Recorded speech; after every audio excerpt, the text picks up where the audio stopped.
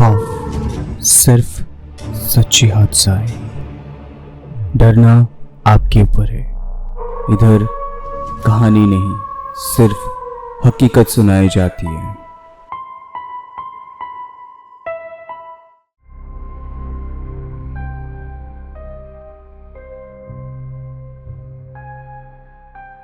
Hello and welcome everyone. खौफ की 57 number episode पे मैं नीला आप लोग का स्कैरी दोस्त फिर से एक बार स्वागत करता हूँ सच्ची हॉरर हादसा पे। आज है भूतों की बुधवार। हर सोमवार, बुधवार, गुरुवार और शुक्रवार की रात, खौफ की रात, ठीक रात 9 बजे।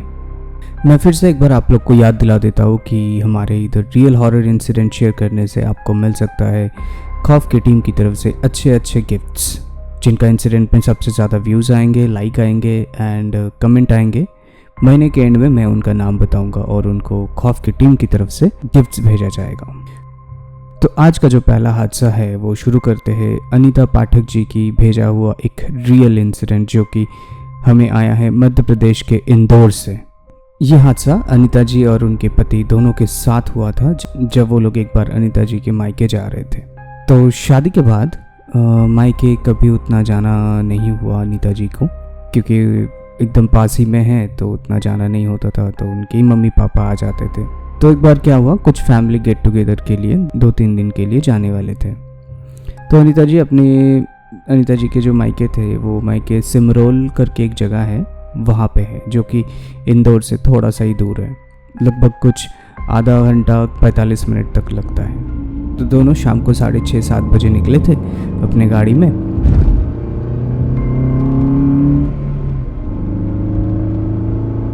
जैसे ही सिमरोल घसे थे तो एक पुलिस वाले ने उनके गाड़ी को रुका के फिर पूछताछ किए कि गाड़ी की कागजात दिखाइए कि क्या है क्या नहीं है, सब कुछ देख रहे थे। तो जतिन जी, जो कि अनीता जी की हस्बैंड थे, वो गाड़ी से उतर के कागजात दिखा रहे थे। वैसे तो जतिन जी बहुत ही पंक्चुअल है, तो गाड़ी के सारे कागज़ भी सही थे। तो पुलिस वाले ने सब कुछ चेक करने के बाद उन लोग को सीट बेल्ट नहीं पहने हुए थे, तो इसके वजह से उन लोग को 500 रुपये का चालान भरने बोला। तो जैसे तैसे करके उन्होंने चालान काटे और काटने के बाद बोले कि निकल जाइए। जैसे ही जतिन जी अपनी गाड़ी स्टार्ट किए तो उन लोग ने देखा कि लुकिंग ग्लास में वो पुलिस वाला जिन्होंने उनको रुकाया था उनका गाड़ी, उनका सर नहीं है और खून बह रहा है सर के उधर से। तो ये लोग देख के तो डर गए और देख रहे कि पुलिस वाला दोनों हाथ उठा के उनके गाड़ी की तरफ बढ़ रहे हैं। तो जतिन जी जैसे तैसे करके गाड़ी तेज़ भगा के सीधा अनीता जी के घर जाके रुके।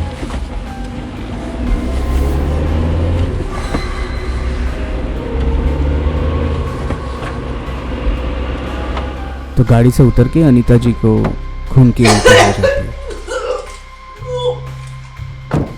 तो जतिन जी ने बोला सबको कि रास्ते पे ऐसा कुछ हुआ था। तो वो लोग ने भी, जो घर वाले थे, तो वो लोग ने उस रात को जैसे तैसे करके निकाल लिए और अगले दिन सुबह होते ही एक ओझा के पास लेके गए उनको। फिर वो ओझा ने झाड़ फूँक करके अनीता जी को जैसे करके ठीक किया।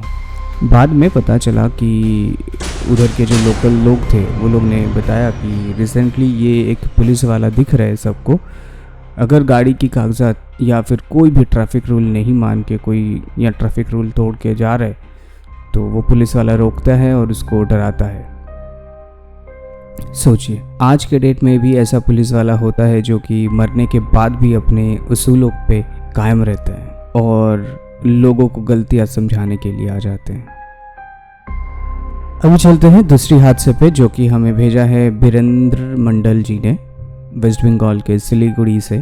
तो बीरेंद्र जी अपने कुछ दोस्तों के साथ जिम कॉर्बेट घूमने गए थे और ये हादसा जिम कॉर्बेट जंगल की ही है। तो एक बार क्या हुआ कि बीरेंद्र जी और उनके और तीनों दोस्त मिलकर जिम कॉर्बेट जंगल में घूमने गए थे। पूरा दिन उधर घूमे, फिर उसके बाद सब लोग ने गाड़ी में बैठ के निकल गए वापस होटल की तरफ। तभी बज रहा था शाम के 7-7:30 बज रहा था और पूरा रास्ता अंधेरा, सिर्फ गाड़ी की हेडलाइट से ही रास्ता दिख रहा था। तो बीरेंद्र जी ने सोचा कि जब तक होटल नहीं पहुंचते तब तक पीछे वाले सीट पे बैठ के एक झपकी ले लेते। तो वो पीछे वाले सीट पे ही बैठे हुए थे। तो थोड़ी देर बाद ड्राइवर बोलता है कि आप लोग सारे जो खिड़की है वो सारी खिड़की ऊपर उठा लीजिए और बंद कर लीजिए, और कुछ भी हो जाए चिल्लाना नहीं है, क्योंकि कभी कभार क्या होता है कि इसी रास्ते पे शेर या चीता आ जाते हैं इस टाइम पे खास करके। तो सब लोग ने सारे विंडो उठा लिए गाड़ी के और बैठे रहे। तो अचानक से वीरेंद्र जी और उनके जो दोस्त लोग थे और ड्राइवर भी, सब लोग मिलके ये देखा था कि एक बुढ़ा रास्ता क्रॉस कर रहा है। जितना सा दिख रहा था वो एक लाल टोपी पहना हुआ था और कुर्ता पजामा में था। ड्राइवर ने भी एकदम फुल स्पीड में भगा के वो बुढ़े के ऊपर से चला गया। फिर गाड़ी के अंदर सब लोग बैठे डर गए और सब लोग सोचे कि क्या हो गया। फिर पीछे मुड़ के देखे कि वो बुढ़ा को क्या हो गया, तो पीछे मुड़ के देखे तो वो बुढ़ा है ही नहीं। फिर थोड़ी देर बाद एक चाय के दुकान पे रुके सब लोग मिलके और ड्राइवर को पूछे कि वो बुढ़ा किधर गया। तो ड्राइवर ने वो बोला कि वो एक छलावा था, वो कोई बुढ़ा या इंसान नहीं था, क्योंकि गांव के लोग इस टाइम पे जो शाम के 5:30-6 बज जाते हैं कभी भी कोई भी नहीं निकलता है, क्योंकि सबको मालूम है कि जंगल से शेर आ सकते हैं या चीता आ सकते हैं। तो इसलिए इस टाइम पे कोई नहीं दिखता है। अगर हम लोग रुक जाते या फिर हम लोग उधर उतर जाते तो हम लोग सब सम्मोहित होकर एक्सीडेंट कर बैठते। फिर तब समझ में आया कि बड़े बुजुर्ग क्यों दिन ढलने के बाद पहाड़ों में घूमने मना करते हैं। जी हाँ, पहाड़ों में कहा जाता है कि दिन ढलने के बाद बाहर घूमना नहीं चाहिए। हो सकता है जंगली जानवर आ जाए, या हो सकता है कोई छलावा आ जाए, या हो सकता है कुछ भी अनहोनी हो सकता है, तो ध्यान रखिएगा। तो अनीता पाठक जी और वीरेंद्र मंडल जी, आप दोनों को बहुत बहुत धन्यवाद कि हमारे साथ ऐसा रियल हॉरर इंसिडेंट शेयर करने के लिए। आप भी चाहे तो आप आपका रियल हॉरर एक्सपीरियंस जो है वो हमारे साथ शेयर कर सकते हैं। वो आप शेयर कर सकते हैं हम लोग के साथ सीधा व्हाट्सएप पे। हमारा व्हाट्सएप नंबर है 7738596725 पे।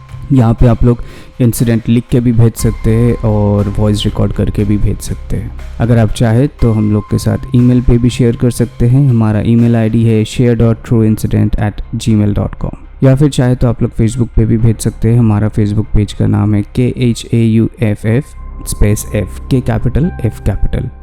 और इंस्टाग्राम पे भी आप चाहे तो भेज सकते हैं। हमारा इंस्टाग्राम का पेज का नाम है KHAUF.FF।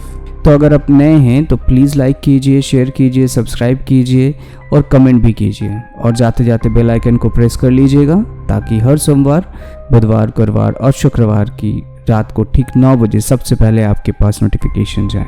चलिए मिलते हैं कल स्पूकी थर्सडे पे ठीक रात 9 बजे। और आप लोग भूलिए मत इंसिडेंट भेजना। मिलते हैं कल स्पूकी थर्सडे पे। तब तक के लिए बाय, गुड नाइट, शब्बा खैर, take care and stay safe.